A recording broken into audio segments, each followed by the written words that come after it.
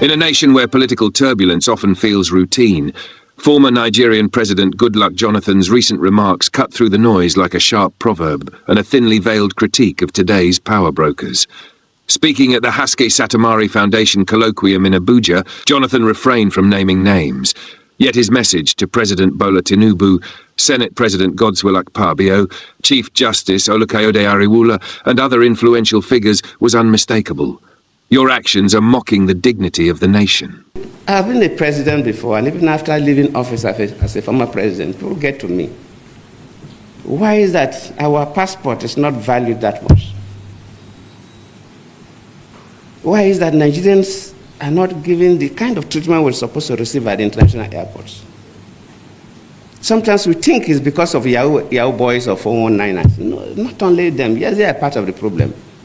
But whatever happens in a country, decisions that are taken by the executive arm of government, decisions that are taken by the parliament, judicial decisions affect everybody.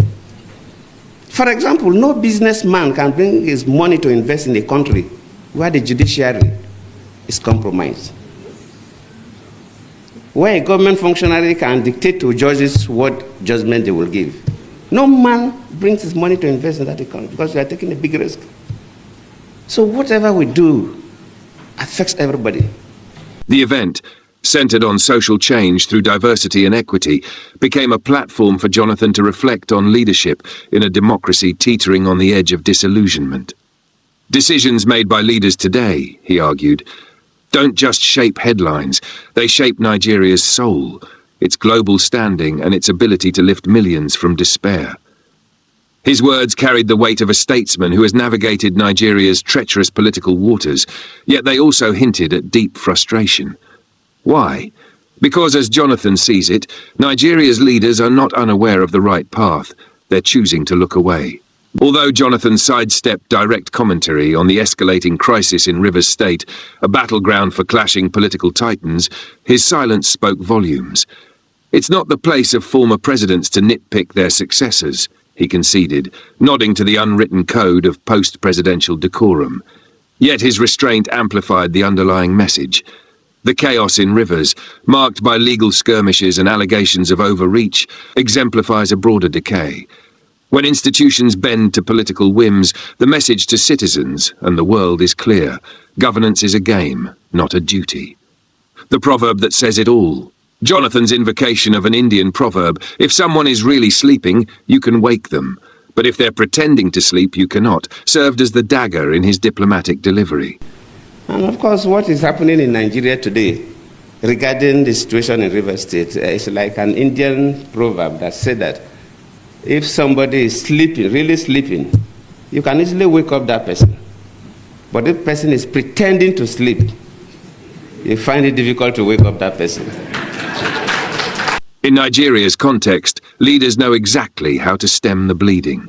They know that corruption erodes trust, that weaponizing the judiciary or legislature undermines democracy, and that sidelining equity fuels unrest. Yet they pretend to sleep, feigning helplessness while the nation burns.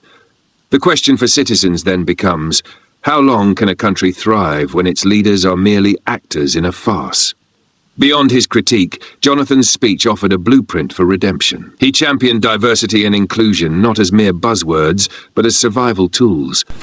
We must not forget that societies that embrace diversity, equity, and inclusion are more innovative, resilient, and harmonious.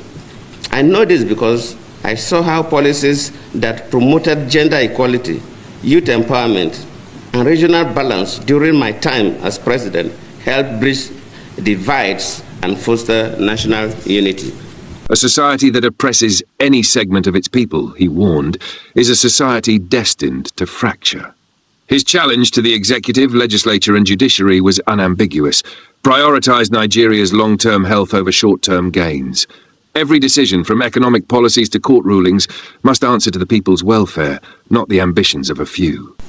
And if we must build a nation for our children and our grandchildren, no matter how painful it is, we must strive to do what is right.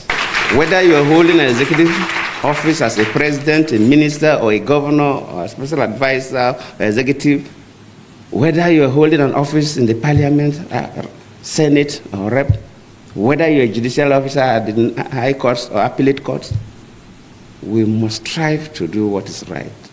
If we want to build a nation that our children will be proud of. The stakes, Nigeria's survival on the world stage. Jonathan's warnings come at a precarious moment. Foreign investors increasingly view Nigeria as a high-risk proposition, deterred by instability and opacity. Youth disillusionment simmers and regional tensions threaten to boil over. In this climate, leadership is not just about power, it's about legacy. Will today's rulers be remembered as architects of renewal or as clowns who demeaned Nigeria on the global podium? Jonathan's commentary, elegant yet urgent, leaves Nigerians with a choice. Do they settle for leaders who pretend to sleep, or do they demand those wide awake to the hard work of nation-building? The answer will determine whether Nigeria becomes a beacon of African potential or a cautionary tale. As the proverb goes, you can't wake a man who's only acting asleep. Perhaps the louder truth is this: sooner or later, the people themselves will stop pretending not to notice. What's your take? Are Nigeria's leaders asleep at the wheel, or is their indifference a calculated performance? Share your thoughts below. This came your way courtesy of Cho TV. Please like, share and subscribe.